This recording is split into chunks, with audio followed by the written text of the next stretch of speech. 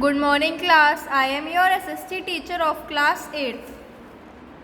Today we will continue the explanation of chapter number 2 of history, which is on page number 69. Open page 69.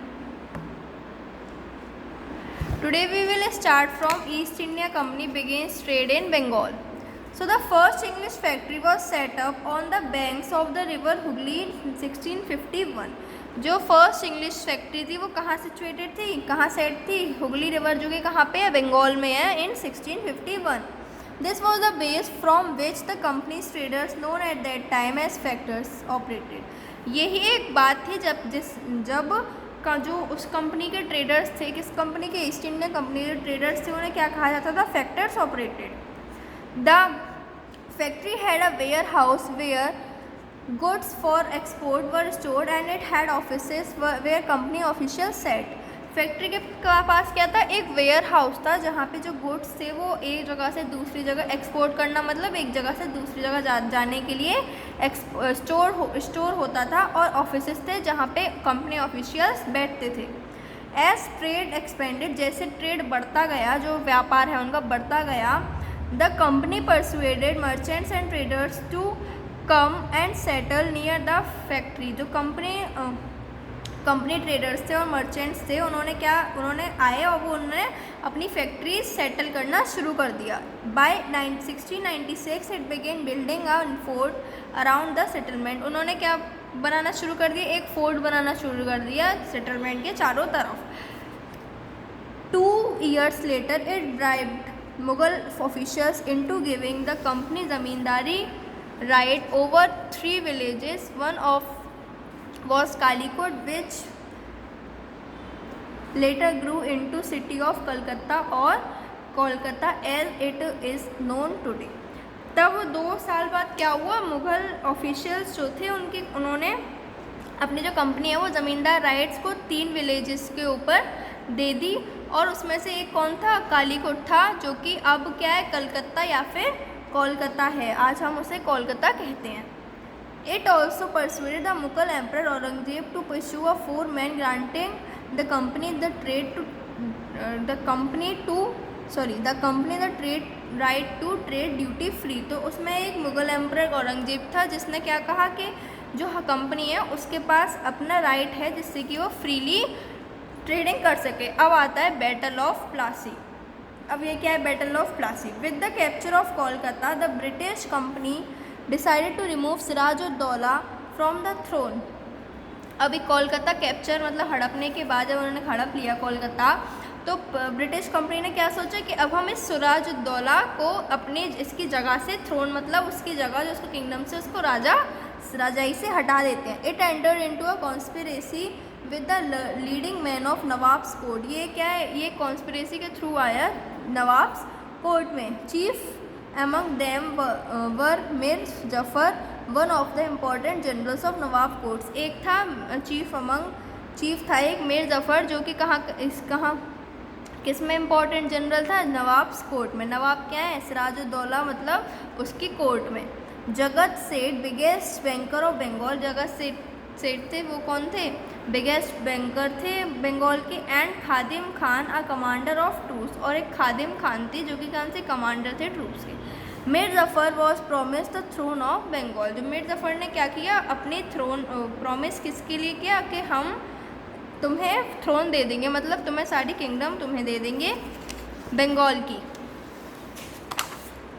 तो the forces of Nawab and the British east India company fought on the field of Plassey on June 23, 1757. तो ये जो नवाब की forces थी और British east India company दोनों लड़े, और उन्होंने क्या किया? इन्होंने 23 जून को कहाँ पे लड़े? ये फील्ड ऑफ प्लासी में. प्लासी था उस जगह का नाम. 23 जून 1757 को. The major part of the nawab's army did not fought because of the conspiracy of Jafar. जो नवाब का बिगेस्ट सबसे बड़ा पार्ट था वो उसके लिए नहीं लड़ा. क्यों नहीं लड़ा था? क्योंकि मीर जफर ने पहले कह दिया था, अगर तुम लोगों ने नवाब का साथ दिया तो आपको मैं राजा वो जो किंगडम है जो उसका यहाँ है ना कि मैं ये आपको इसका बैंकर बना दूंगा, थ्रोन दे दूंगा बंगाल की, लेकिन अगर आपने उसका साथ दिया तो मैं नहीं बनाऊंगा, लेकिन नहीं दिया तो मैं बना दूंगा। तो इसीलिए उसकी जो आर्मी थी, नवाब आर्मी, उसने उसका साथ नहीं दिया। और फिर वो क्या हुआ, the British army of 3000 soldier were thus able to defeat the nawab. अब वो अकेला पड़ गया नवाब, तो वो कौन हार गया, नवाब हार गए। Whose army had a strength of 50,000 soldier, जिसकी आर्मी क्या थी, 50,000 सोल्जर की थी। लेकिन Mir Jafar was made the nawab of Bengal. फिर क्या हो गया, मीर जफ़र जो था, जिसने सबको धमकी दी थी, वो नवाब बन गया बंगाल का। The British company was given rights to trade freely in Bengal, Bihar and Orissa. अब क्या थे, ब्रिटिशर्स के पास पूरे राइट से उनकी कंपनी के पास कि वो कहीं भी ट्रेड कर सके बंगाल, बिहार और उड़ीसा में। The company also received the zamindari of the 24 Parganas near Kolkata. जो कंपनी ने, उसने क्या रिसीव किया, ज़मींदारी रिसीव की 24 परगानास, जो कहाँ का है, कोलकाता के पास है। Mir Jafar paid a huge sum as compensation to the company for attack on Kolkata. जो मीर जफ़र ने, उसने काफ़ी पैसे करे कंपनी को दिए, क्योंकि उसने कहा था ना उससे कि मैं आपको नवाब बना दूंगा। In addition he paid a huge sum by way of gifts and 7 bribes to the high officials of the company to attack on Kolkata. Lord Clive himself received about, जो लॉर्ड क्लाइव थे, उन्होंने खुद ही कितने रुपीज़ रिसीव किए, मतलब लिए 20 lakh, 20 lakh rupees. The battle of Plassey is of great significance in the history of India. इसीलिए क्या है, बैटल ऑफ प्लासी का बहुत ज़्यादा महत्वपूर्ण है हिस्ट्री में इंडिया की। It boosted the Prestige and moral of the British in India. उसने क्या बताया, अपने मोरल और प्रेस्टीज बताई ब्रिटिशर्स की। The rich revenues of Bengal enabled them to organise a strong army. एक रिच रेवेन्यू मतलब कहते हैं टैक्सेस ऑफ बंगाल जो थे। It laid the foundation of British rule in India. उसने क्या किया, उसने ये बताया कि कैसे ब्रिटिशर्स ने अपना इंडिया में जब अपना कब्जा कैसे करा। Now Anglo French rivalry in India. The presence of two traditional rivals and a clash of trade interests between the two led to a series of wars. जब ये दोनों आपस में भिड़े तो क्या हुआ, वार स्टार्ट हो गए। These wars were known as Carnatic wars। तो इन वार्स को हम क्या कहते हैं, Carnatic wars, which lasted for nearly 20 years, जो कि 20 साल तक चले। And led to the establishment of British power in India। इससे क्या हुआ, ब्रिटिश पावर और ज़्यादा इंडिया में मजबूत हो गई, आने लग गई। The war known as Austrian War of Succession broke out in Europe in 1746। एक वार है विच इज़ कॉल्ड ऑस्ट्रियन वार। वो कहाँ है, जो कहाँ हुआ था, यूरोप में हुआ था 1746 में। The British and the French join the war on opposite side. एक साइड ब्रिटिश थी, एक साइड फ्रेंच थी, जो वार्स में एक दूसरे के अपोजिट साइड में थे। The British were on the side of Russia and the French were it with Austria. जो ब्रिटिश थे वो किसकी तरफ से थे, रशिया की तरफ से, और फ्रेंच जो थे वो किसकी तरफ से थे, ऑस्ट्रिया की तरफ से। This spread to India as well. और ये इंडिया तक भी आ गया क्या, war. From the very beginning the French had the upper hand. शुरू में क्या हुआ, तो फ्रेंच की जीत हो रही थी, but the British threatened Puducherry settlement of France but fail to capture it. तो फिर क्या किया, ब्रिटिश ने एक फ्रांस की एक सिटी है ब्रिटिश पुडुचेरी, उसे धमकाने की कोशिश की, डराने की कोशिश की, लेकिन तब भी वो उसे हड़प नहीं पाया। The French retaliated and occupied Madras. अब फ्रेंच जो लोग जीत गए और उन्होंने क्या किया, मद्रास को पकड़ लिया, मतलब ले लिया उसने।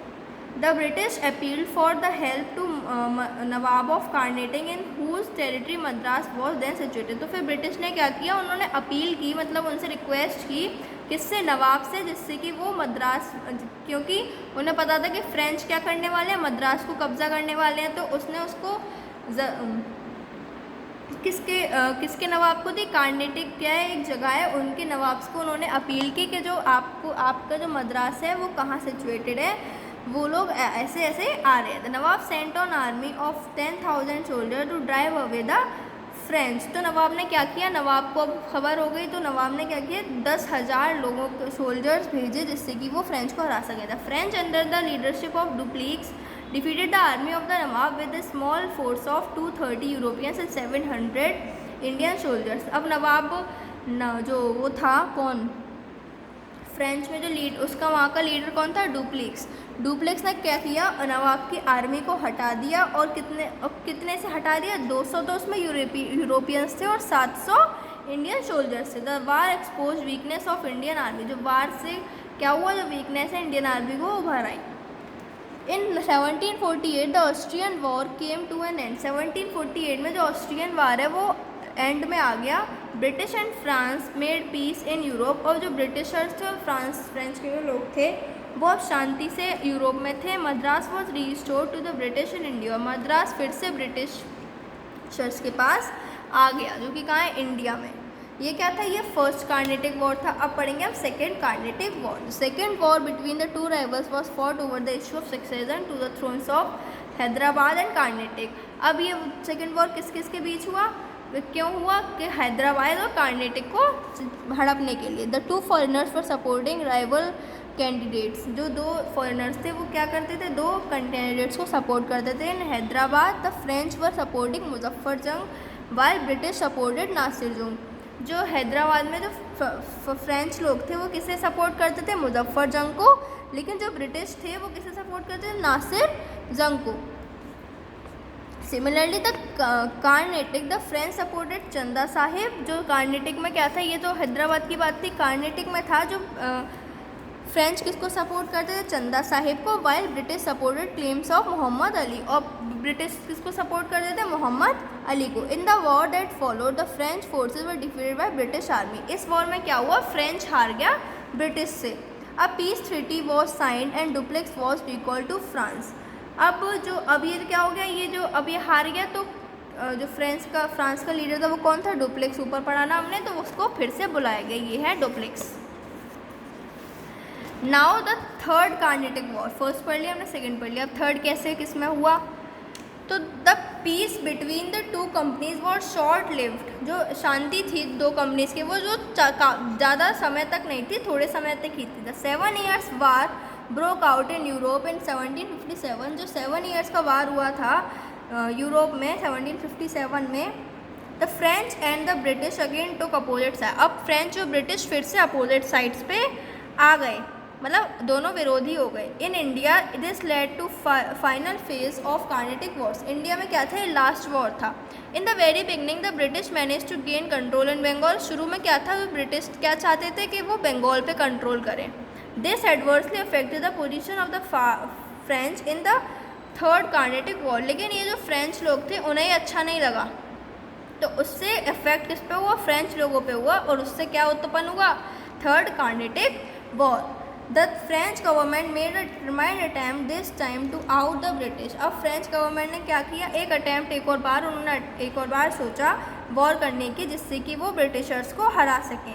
A strong force headed by court D लेली वॉज सेंट। एक स्ट्रॉन्ग फोर्स थी, किसने भेजी थी, वो डी लेली ने भेजी। Lally captured Arcot and a big attack on Madras for organise by French. Delhi ने जो लेली थी, डी लेली ने क्या कैप्चर कर लिया, क्या हड़प लिया, आरकोट हड़प लिया, और जो फ्रेंच थे उन्होंने किस पे अटैक कर दिया, मद्रास पे बहुत बड़ा अटैक कर दिया। The British troops under major Lawrence in 1766। अब जो ब्रिटिश ट्रूप्स थे वो क्या थे, अब मेजर लॉरेंस के अंदर थे। इन 1761 द ब्रिटिश कैप्चर पुडुचेरी। 1761 में क्या हुआ, ब्रिटिश ने पुडुचेरी को भी हड़प लिया। The French lost all their possessions in India. अब जो फ्रेंच लोगों को बहुत गुस्सा आ गया, उन्होंने अपने सारे पोजेशंस खो दिए इंडिया के लिए।